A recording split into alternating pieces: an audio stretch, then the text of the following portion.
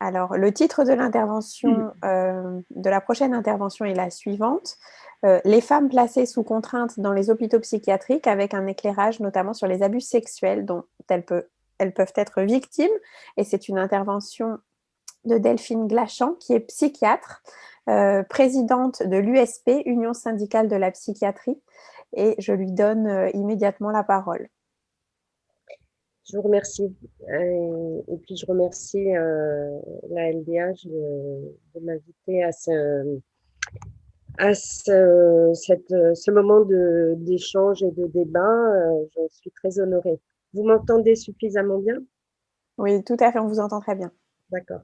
Donc, je vais vous parler globalement de enfin, la place des femmes dans les institutions psychiatriques, avec d'abord quelques éléments sur le type de troubles qu'elles peuvent présenter, les spécificités en fait des troubles psychiatriques des femmes, leur représentation au sein des institutions psychiatriques, et puis effectivement la question de la sexualité dans les hôpitaux psychiatriques, d'ailleurs pour les femmes et les hommes, et, euh, ce qui pour les femmes peut poser plus de problèmes.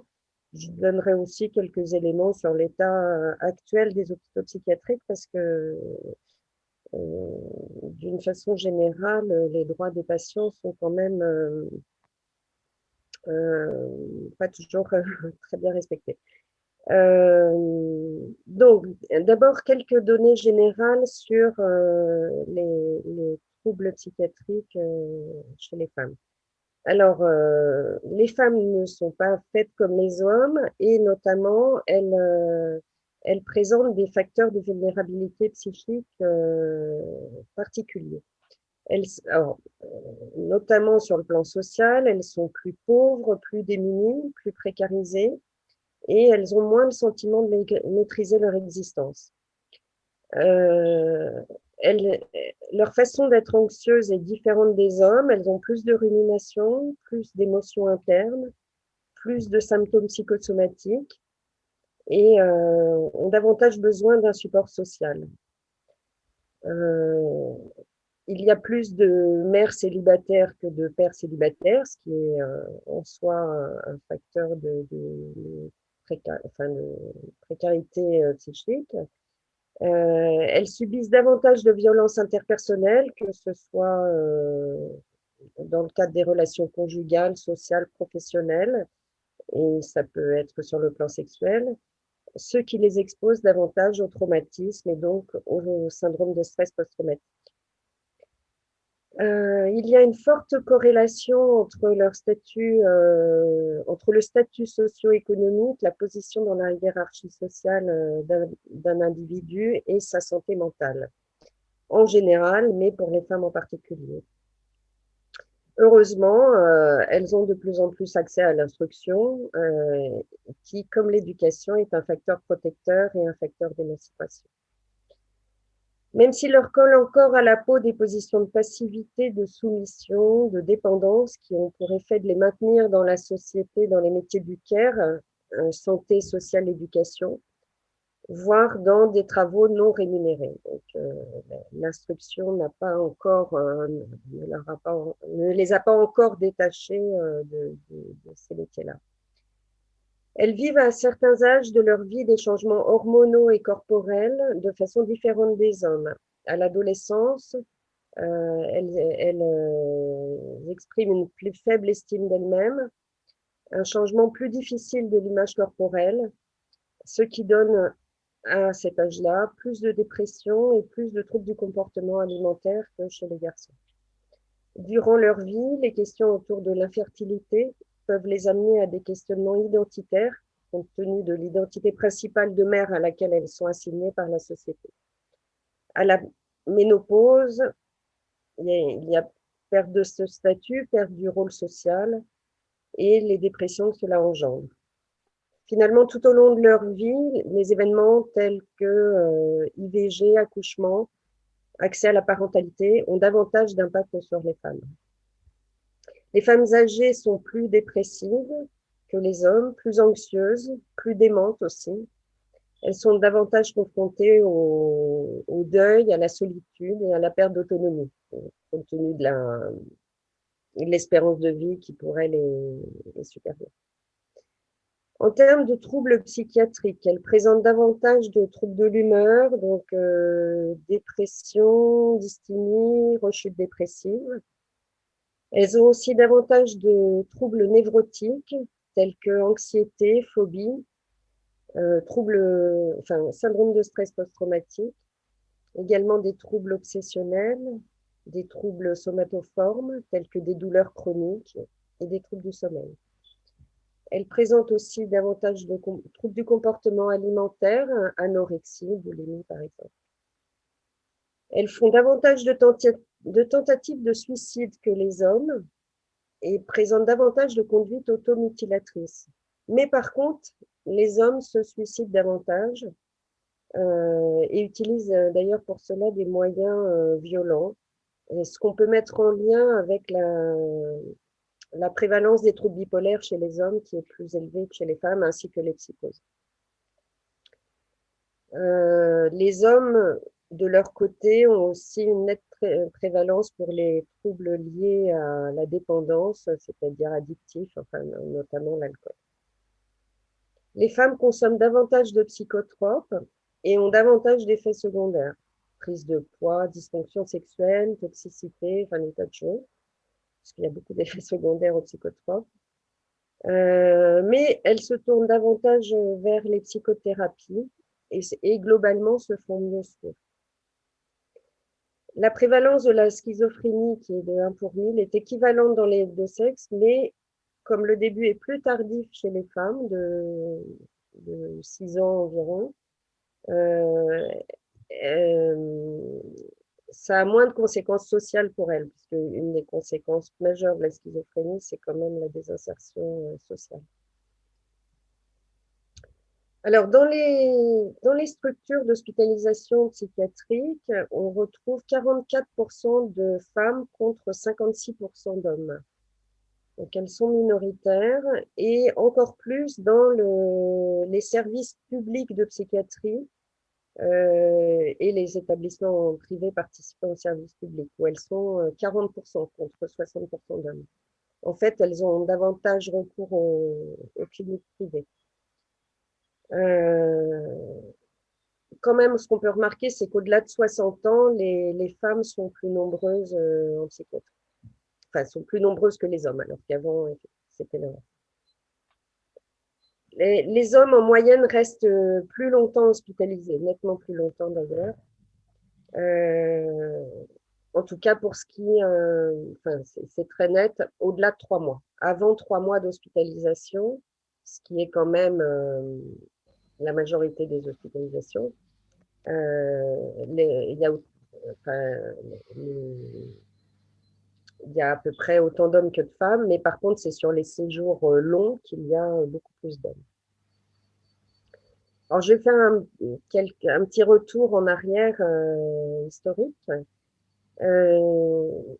Jusqu'à vous savez peut-être que c'est en 1838 qu'il y a eu une grande loi sur les hospitalisations psychiatriques qui venait remplacer les lettres de cachet qui désignaient les personnes qui devaient être internées. Donc, enfin, en tout cas, jusqu'à cette loi, dans les hospices étaient des lieux de relégation où étaient internés, certes, des gens atteints par la folie, mais également des opposants politiques, des délinquants, des prostituées aussi. Notamment, il y avait la maison des aliénés de Charenton. Au XIXe siècle, donc dans les suites de cette loi de 38, jusque dans les années 60, enfin 1860-70, il y a eu de nombreux hôpitaux psychiatriques qui ont vu le jour à distance des villes, parce qu'il fallait quand même bien se garder d'être trop proche des fous. Et notamment, il y a eu Villefort, Maison Blanche, Clermont-de-Loise, Perret-Vaucluse, etc. Donc, à ce moment-là, on y trouvait des pavillons de femmes et des pavillons d'hommes.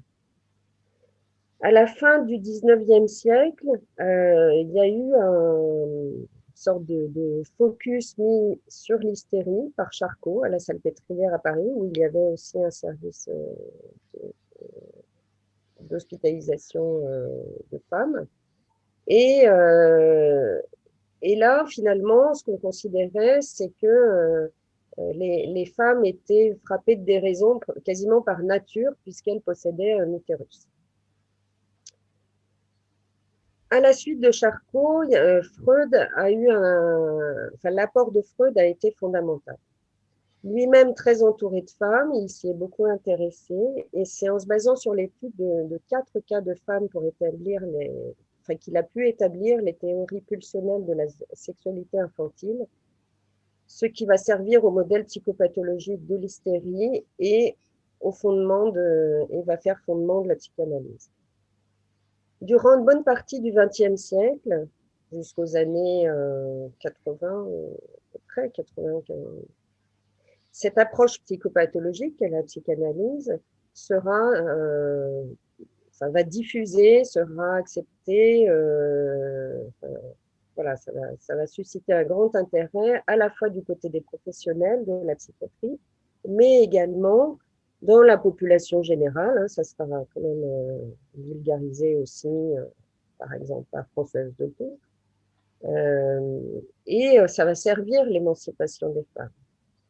Mais quand même, on n'oublie pas que Freud, jusqu'à la fin de sa vie, dira du féminin qu'il s'agit du continent noir, ce qui reste pour le moins un terme péjoratif, et pour lui une énigme sensée. La loi de la mixité dans les hôpitaux psychiatriques n'intervient qu'en janvier 1969, donc dans cette période d'ébullition connexe à 68. Elle est appelée la loi sur la bisexualisation des hôpitaux psychiatriques. Donc, loin de se limiter à une pure organisation spatiale des lieux, il s'agit de faire en sorte que les malades d'un secteur installés dans des locaux séparés selon le sexe devraient être regroupés sous l'égide d'un même médecin chef de service. Et que seul ceci permet une prise en charge complète de tous les besoins d'un secteur. J'entends par là, c'est entre autres géographique, mais pas que. C'est la politique de psychiatrie définie par la circulaire de mars 1960. Et ça définit qu'une seule équipe médico-sociale va s'occuper d'un ensemble de patients, hommes et femmes. En fait, l'air de rien, il s'agit d'une véritable avancée politique. Donc, on regroupe sous l'autorité d'un même chef de service et sous les soins d'une même équipe médico-sociale les hommes et les femmes. Donc, c'est faire société entre hommes et femmes.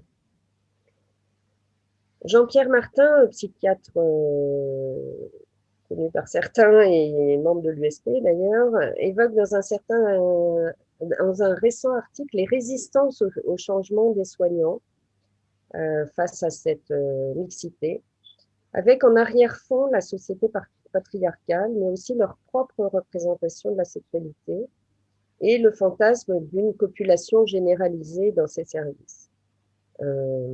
Fantasme qui accompagne l'époque aussi quand même. Cette problématique fait écho à la psychopathologie incestuelle qui habite bon nombre de patients présentant des troubles psychiatriques. Mais le cadre de soins tel qu'il a très bien été explicité par Paul-Claude Racamier est là pour travailler cette problématique et doit faire l'objet de réflexions institutionnelles constantes et approfondies. C'est peut-être un peu spécialisé ce que je dis là, mais c'est important. Par contre, la réalité de relations sexuelles ou apparentées entre soignants et patients n'est pas du tout traitée.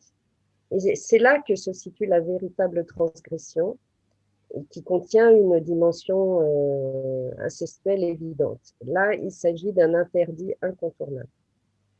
Actuellement, dans les services, dans les unités d'hospitalisation, la sexualité reste souvent un impensé, alors même que les personnes hospitalisées peuvent rester très longtemps, des mois ou des années. Cet impensé se voit dans l'interdit de la sexualité, qui peut être énoncé tel quel dans les réunions soignants-soignés ou dans les entretiens individuels ou dans le règlement intérieur d'une unité. J'y reviendrai après. Et tel que c'est dit dans ces moments-là, c'est toujours sous la forme d'une réprobation. Mais parfois, c'est un total non-dit, c'est même pas abordé. Les sujets hospitalisés, finalement comme des non-êtres, ne seraient ni en proie au désir, ni aux pulsions sexuelles. Ce déni de la sexualité a comme conséquence de favoriser les transgressions. Dans les mots des soignants, cet interdit se traduit par des mots tels que vous n'êtes pas là pour faire des rencontres. Ce qui est pour le moins paradoxal dans un service de psychiatrie où justement c'est la rencontre qui soigne. La rencontre entre soignés et soignants, mais pas seulement, c'est aussi les rencontres entre les patients. Donc, théoriquement, le travail des professionnels, c'est de favoriser les relations sociales entre soignants et soignés, ou entre soignés, mais finalement, on occulte complètement la dimension la possibilité du désir qui peut apparaître dans cette relation. Comme si, entre deux personnes lambda, psy ou pas psy, ou n'importe qui, cette question-là pouvait être évacuée. Donc, on en arrive finalement à des absurdités telles que si vous voulez faire ça, vous allez dans le parc, et tout ça en distribuant des préservatifs puisqu'ils sont disponibles à la demande. Ce qui, au passage, d'ailleurs, soumet les patients au regard des soignants, bafouant ainsi leur droit à l'intimité. Ils n'ont pas besoin de dire qu'ils ont une occasion, une opportunité, un désir de rapport sexuel. Donc, pourquoi pas des distributeurs de préservatifs gratuits? Enfin, il y en a dans certains hôpitaux, je ne sais pas s'il y en a partout. Ce déni de la sexualité a également pour effet de maintenir les patients, et peut-être plus particulièrement les femmes, dans une position passive et de les désubjectiver. Pouvoir aborder ces questions dans des réunions institutionnelles entre soignants et dans les réunions soignants-soignés, autrement que sous la forme de propos pseudo-moralisateurs, permet aux patients de se réapproprier ce sujet, de se positionner, de sortir de la passivité, de penser leur désir ou non-désir, de refuser, de ne pas consentir. Et aborder la question sous l'angle de la loi permet aussi de favoriser l'accès au service. Par ailleurs, par la maîtrise des corps des personnes hospitalisées venant des soignants, c'est aussi la question de la domination d'un corps social sur l'autre qui est en jeu, et ça, c'est quand même une question fondamentale, enfin, en psychiatrie, ailleurs évidemment aussi, mais on essaye de le traiter en psychiatrie. Donc d'un côté, on a des soignants qui ont non seulement le droit de vivre leur sexualité dans leur vie personnelle, mais aussi qui exercent une domination du corps des patients par le contrôle de la sexualité. De l'autre, à côté donc de ces soignants, on a des patients qui sont, eux, qui seraient réduits à l'absence de désir, de sexualité, de procréation également, comme des sujets au rapport.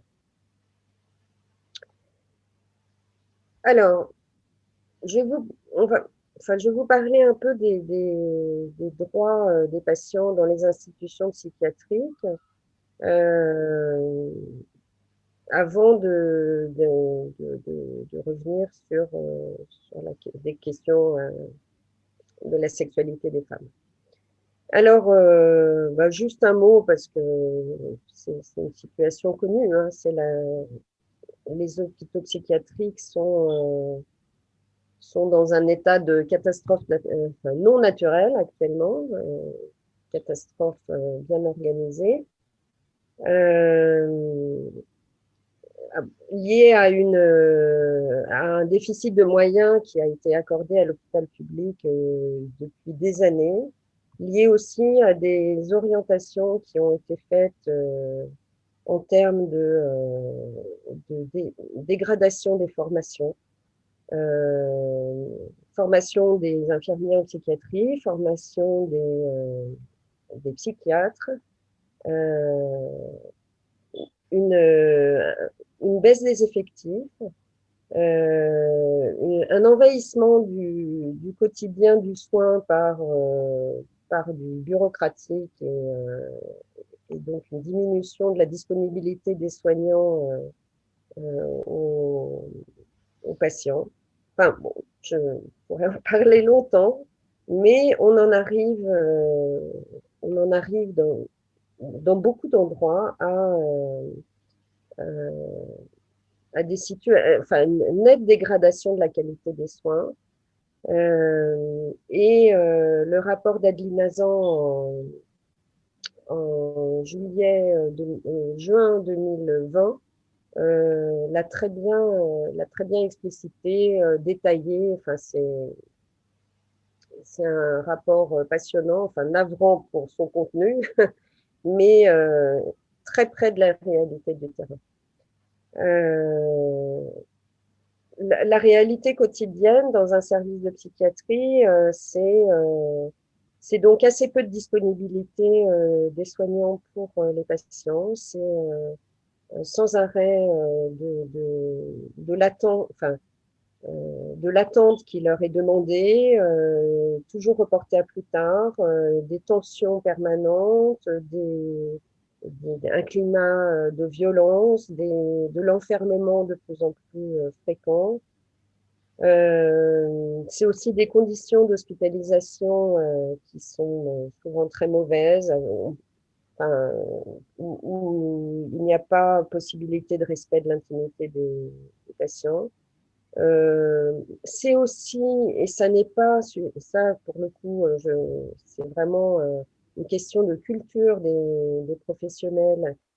C'est une privation des droits élémentaires qui n'est pas suffisamment questionnée, même si maintenant, de plus en plus dans les hôpitaux psychiatriques, il y a des cellules d'éthique, enfin, d'ailleurs, je crois que c'est même obligatoire par la loi.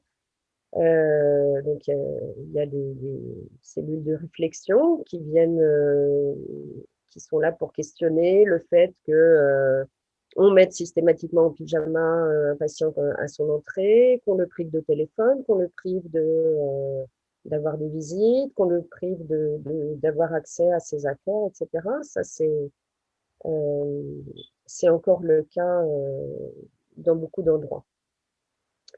Alors concernant je vais revenir maintenant à la sexualité dans les institutions. C'est donc la sexualité, c'est une liberté fondamentale. Son respect participant au respect de l'intimité et au respect de la vie privée. Alors, la pratique des relations sexuelles en institution, elle pose particulièrement problème en psychiatrie du fait de la vulnérabilité des patients accueillis et de l'altération éventuelle de leur capacité à donner leur consentement. Il y a des patients mineurs, il y a des patients fragilisés par leur âge, mais évidemment par leur pathologie, et donc ils peuvent avoir une altération de leur discernement.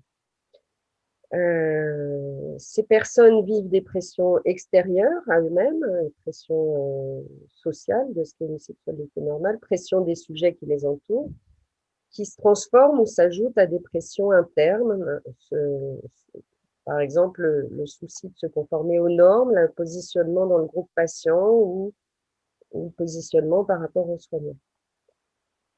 Alors, la très grande majorité des professionnels sont animés de valeurs telles que le respect de la liberté individuelle de chacun, le devoir de protection des plus faibles, le devoir de cohésion du collectif, mais sont aussi soumis à leur propre vécu, une conception de la sexualité. J'en ai déjà parlé. Je l'ai dit aussi, des professionnels peuvent avoir des comportements déviants, enfin, s'autorisant des relations sexuelles avec les patients, mais heureusement, cela reste très rare, mais c'est du non-dit total. Bon. Ils ont en grande majorité et en toute bonne foi des attitudes qui, pourtant, peuvent être sanctionnées par les tribunaux. Par exemple, donc, ce fameux interdit des relations sexuelles entre patients était, dans beaucoup d'endroits, inscrit dans les règlements intérieurs des unités de soins. Et en fait, ça a été sanctionné par la Cour administrative de Bordeaux en 2012, qui a annulé un règlement intérieur d'unité d'hospitalisation ainsi formulé pour excès de pouvoir. Alors, c'est une jurisprudence, donc ça ne fait pas loi, mais c'est quand même important et je pense que dans tous les services de psychiatrie, on le sait. Euh, En fait, le droit à la sexualité d'un patient, il peut quand même être restreint, mais c'est d'une part en respectant des,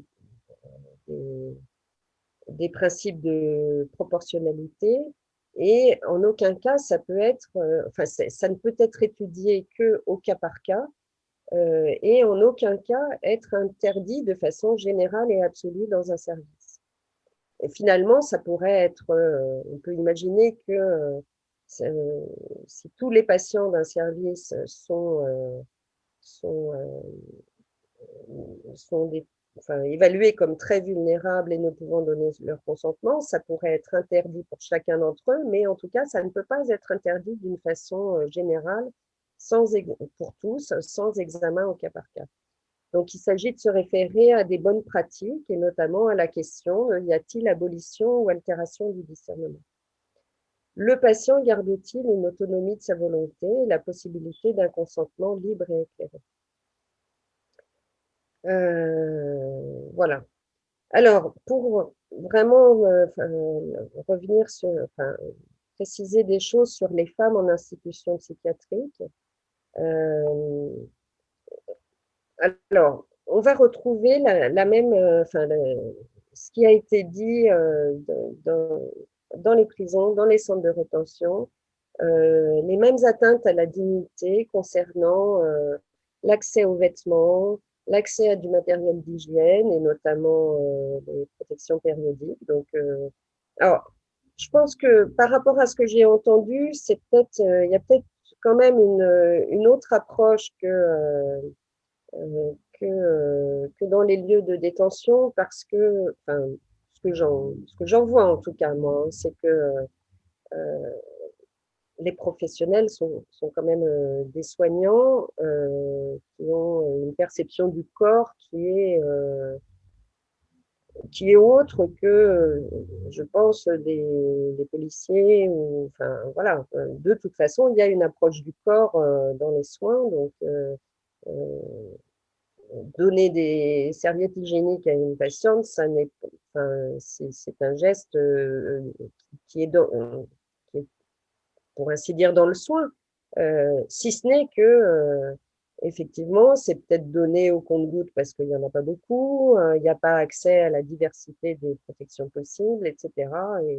Et même pas récemment, comme j'entendais en prison, quelque chose qui serait un peu plus moderne.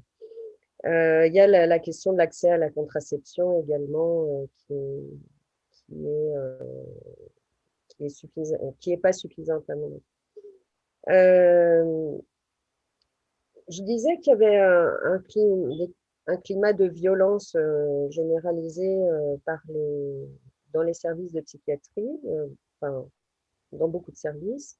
Il y a beaucoup d'enfermement, d'isolement, mais malgré tout, les femmes, parce qu'elles manifestent souvent moins de comportements hétéro-agressifs, ce qui est sans doute la première indication enfin, quantitativement des mises en chambre d'isolement, les femmes sont moins souvent en chambre d'isolement ou sous contention que les hommes. Concernant leur sexualité, moi, il y a trois choses qui me paraissent importantes à vous exposer. C'est concernant leur vulnérabilité. C'est d'une part les femmes qui sont hospitalisées, et il y en a beaucoup, dans des états de décompensation psychotique, que ce soit lié à une schizophrénie, lié à une bipolarité, et qui sont dans un état d'excitation psychique ou psychomotrice et de désinhibition. Et en fait, ces situations cliniques, dans ces situations cliniques, un certain nombre de femmes peuvent avoir une sexualité totalement débridée et chaotique, et du coup, elles doivent être extrêmement protégées autant que faire se peut, par le personnel soignant pour ne pas passer à l'acte, pour ne, enfin, parce que finalement, ça engendre après une prise de conscience de ce qui a pu se passer et une véritable souffrance de s'être donné à qui il voulait dans les services. Finalement, il me semble, mais je n'ai pas de chiffres, il me semble que les hommes, dans pareille situation, seront seront moins dans des passages à l'acte de cet ordre, dans une sexualité débridée. Leur désinhibition se manifestant un peu autrement, plutôt dans le ludisme, dans l'agressivité, etc. Mais il me semble, alors est-ce que c'est leur position enfin la position des femmes qui serait plus passive habituellement sur ce plan-là, qui font que d'un seul coup les choses s'inversent complètement, je ne sais pas, mais en tout cas c'est très problématique, et il me semble que le personnel a particulièrement à être vigilant sur ces situations. Autre situation de grande vulnérabilité des femmes, et c'est en fait l'utilisation de leur corps pour faire commerce et obtenir ce qu'elles n'ont pas, ce qu'elles ne peuvent pas avoir matériellement.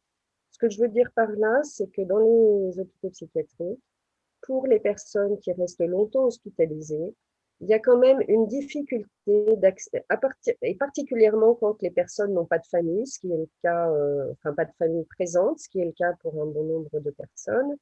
Il y a quand même une difficulté d'accès à l'argent, aux cigarettes qui coûtent maintenant très cher, aux autres, euh, aux autres choses de la vie quotidienne, et aux drogues aussi, puisqu'il y a quand même beaucoup de patients qui sont dans des problématiques d'usage de cannabis. Donc certaines femmes font commerce de leur corps pour obtenir un joint, une cigarette, un petit peu d'argent, voilà, un tas de choses. Et la dernière situation, qui est aussi assez fréquente, ce sont des femmes qui, dans des états de décompensation psychotique, sont dans un tel état dissociation psychique, donc de désorganisation psycho-corporelle, que elles peuvent devenir un peu des proies pour des patients qui sont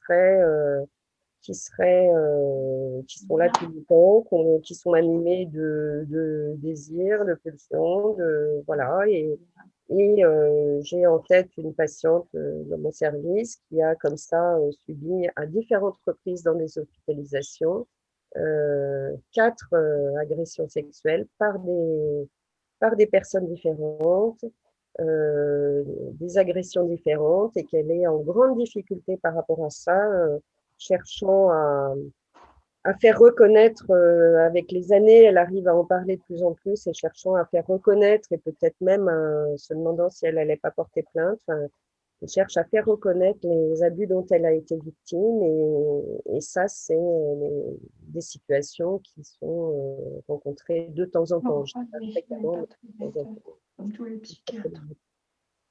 Voilà, je m'arrêterai là. Je vous remercie. Merci beaucoup pour cette intervention très riche avec beaucoup de choses et beaucoup d'éléments à discuter, certainement. Est-ce que... Donc, je vais tout de suite ouvrir la discussion, laisser la parole pour le débat, pour au moins une dizaine de minutes avant de laisser la parole à notre dernière intervenante.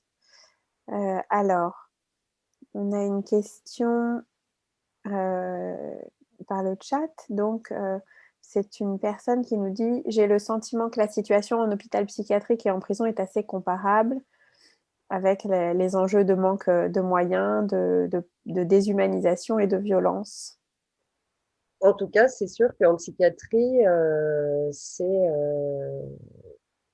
un constat incontournable. Bon,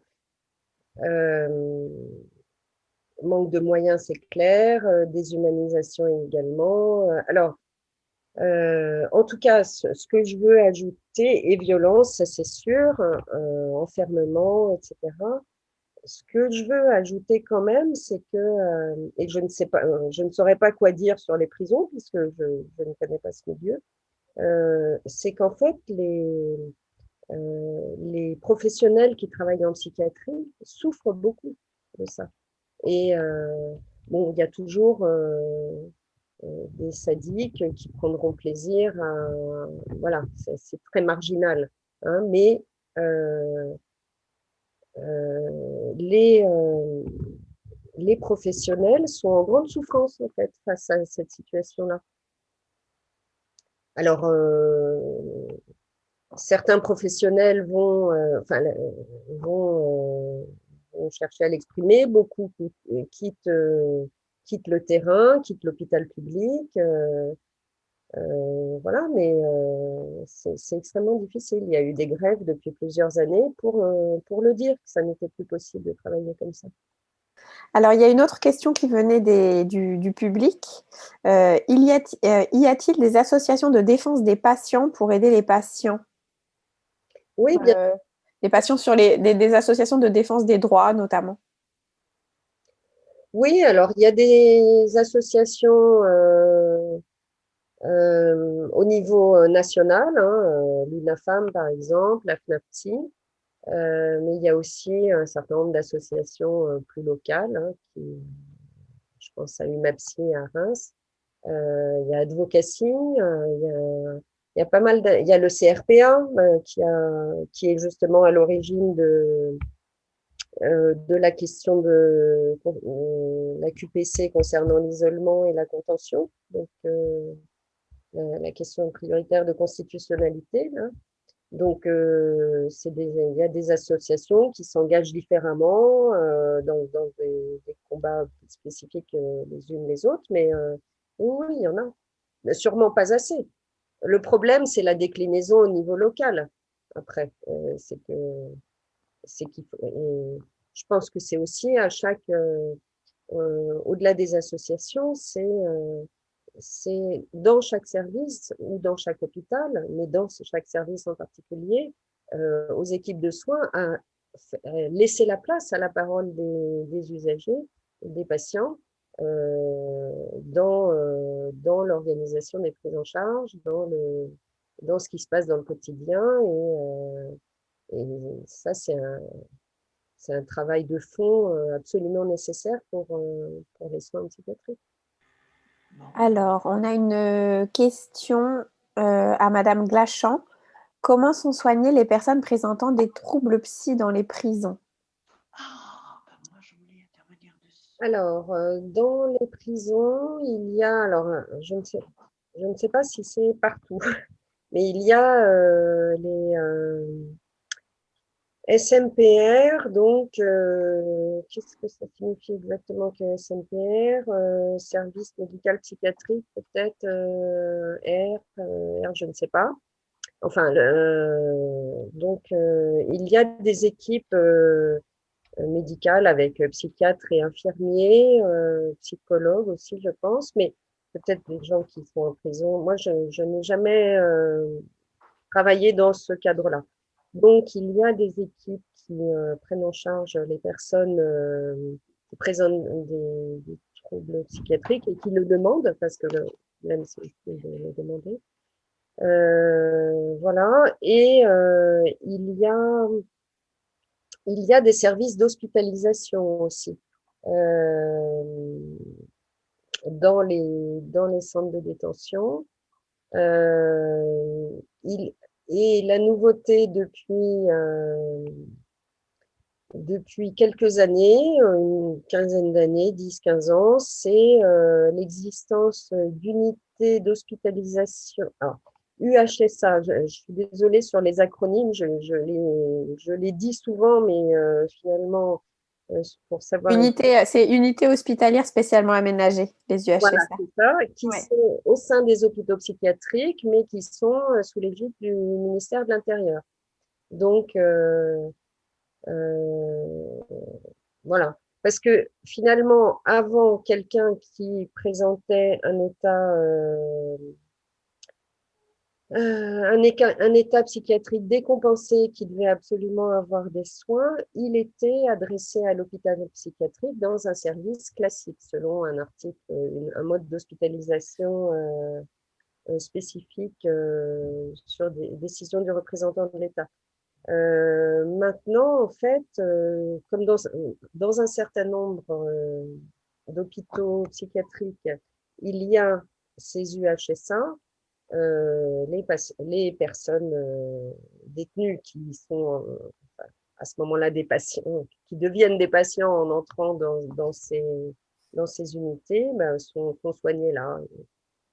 Mais effectivement, merci Yves, là je vois sur le chat, effectivement, SMPR, Service médico-psychologique régional. Il y en a 26 en prison. Merci pour ces précisions. Ce qui est peu par rapport au nombre de prisons. Bonjour. Il y a quelques années, on a fait un travail sur la prison de Fresnes avec la psychiatre Christiane de Bourpère, en tant que Ligue des droits de l'homme. On est allé sur malades en prison et malades de la prison. Et moi, je m'interroge toujours, et nous nous sommes interrogés avec Christiane de Bourpère, pourquoi il y a tant de personnes présentant dans le public, tant de personnes présentant des troubles psychiques se retrouvent en prison, effectivement. Et elle me disait toujours, ils n'ont rien à foutre, en prison, ils devraient être pris en charge dans des hôpitaux psychiatriques. Et je crois qu'on en est toujours là. Alors, je crois, bon, pourquoi? Bon, ça a bien été évoqué, la misère, effectivement.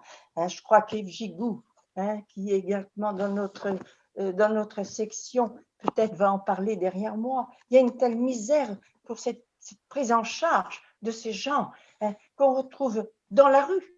En fait, on les retrouve amenés effectivement comment vivre à la petite délinquance, à la délinquance, on les enferme. Moi, je dis ça coûte moins cher. Moi, je suis très radicale. Je trouve que ça coûte moins cher à la société de les enfermer que de les soigner. Ah oui, je pense que vous avez raison. Il y a eu une politique depuis 30 ans de fermeture massive des lits d'hospitalisation en psychiatrie. Donc, il y a beaucoup de gens qui ont été complètement jetés à la rue quasiment, enfin parce que beaucoup de personnes ne pouvaient pas avoir accès à un logement, non seulement y avoir accès, mais s'y maintenir, parce que pour beaucoup de patients souffrant de troubles psychotiques, c'est extrêmement compliqué de vivre à domicile, seul à domicile, sans un soutien soignant très important. Donc beaucoup de gens se sont retrouvés à la rue, le nombre de clochards a augmenté. La rue favorise quand même aussi les décompensations psychotiques, hein, c'est comme la prison d'ailleurs. Donc oui, il y en a plein qui se sont retrouvés en prison suite à de la petite délinquance ou plus. Enfin, et aussi, il y a eu un changement peut-être comment dire, pas un changement de perception, mais un changement d'application. En fait, les psychiatres experts ont aussi de plus en plus voulu reconnaître la responsabilité partielle ou totale. C'est des questions qui se posaient pas comme ça avant. Donc, de ces personnes qui pouvaient commettre des délits ou des crimes et qui se sont retrouvés en prison, alors qu'à l'évidence, c'est de soins qu'ils ont besoin. Mais que faire, hein, que faire dans les hôpitaux psychiatriques où on a si peu de lits pour des personnes qui nécessitent des soins dans la durée, parce que ces personnes-là doivent être prises en charge vraiment dans la durée.